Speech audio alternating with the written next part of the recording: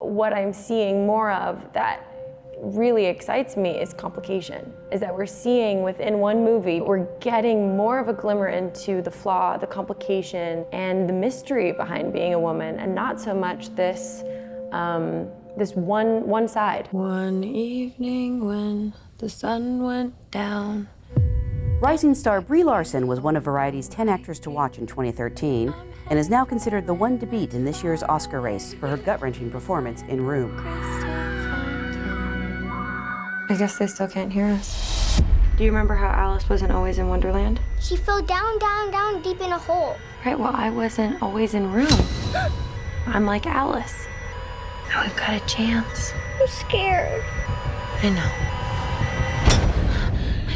I have to imagine that, aside from the physical complications, mentally this was a grueling role. It really was. As much as we want to say, like, I'll be able to shut it on and off, which I was to a certain extent, there are certain things that when you're playing a character for 12 hours a day, your waking life is this character. I felt really, really passionately that I wanted to do it after meeting Lenny. I knew that I was going to be very fragile in certain moments, and I needed somebody who wasn't gonna like push me too hard, but was in fact gonna want to protect me, protect the space, protect Jack, and keep a sort of a generosity and a softness about it. She very much disappears into the parts that she plays. She's not showy as an actor. She's grounded in the character, as well as having this fabulous vividness and screen presence. There's a kind of girl next door quality to her, and I thought that was really right for this part. What you see on TV, those are pictures of real things, of real people. It's real stuff,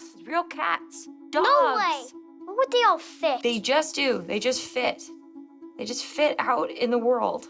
And I knew that it would be very important that whoever we cast just had a natural warmth, because in reality, the actress is going to have to form a relationship with a little boy. And I knew that whatever little boy we cast would love Brie. How amazing is Jacob Tremblay in this movie, who plays Jack? And you two didn't meet until you were both cast in the roles, which I find interesting that there was no chemistry read. We just really lucked out that Lenny found Jacob, who is an actual actor, created a character that is different from him, and was able to improvise with me within the confines of Room. He was this great equalizer, because you could never really get too dark, because you have this kid there who doesn't understand the complications of making a movie, or really of life at that point. And so everything was just fun and a game, and he was like, let's celebrate everything that we're doing. This is so cool. I'm gonna get rolled up in this rug. And I was sobbing watching us figure this out and do it, and he was laughing hysterically.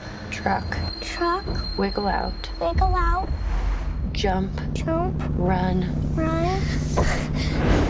The scene where we reunite after the escape, it was really emotionally intense for me in a way that I did not expect. I have zero memory of filming that or of that sequence, and I like apparently slipped and fell when I was running over and hit my head on the car door trying to dive in and grab him.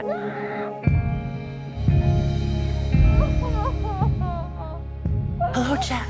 Thanks for saving our little girl. But I do remember after I was holding onto him, sobbing into him in the back of this police car, that the second they yelled cut, he pushed away from me and looked at me and was like, "You're still crying?" He's like, "We've done this scene 5 times. Why are you still crying about it?" And then would sing Jackson 5 to me.